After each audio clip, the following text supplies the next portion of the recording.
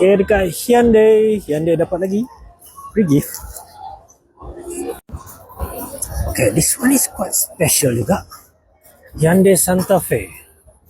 Okay, kalau Santa Fe yang dulu-dulu ni, dia adalah diesel power SUV. So sekarang kali ni dia datang dengan hybrid, guys. Yeah. And then this is a gasoline TGDI dengan bateri dia 1. Mana dah bateri 1.49 kilowatt hour.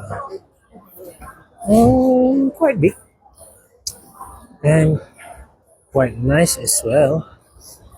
Tapi untuk nak pergi off-road masuk hutan, takkan nak bawa je ni. Ni dalam dia banyak kayu-kayan lah dalam ni. Dia nampak rugged sebab dia dah pasang roof rack atas tu. Oh man. Tapi ni kalau masuk hutan agak-agak lawan Pajero aku, kau tak boleh lawan lah.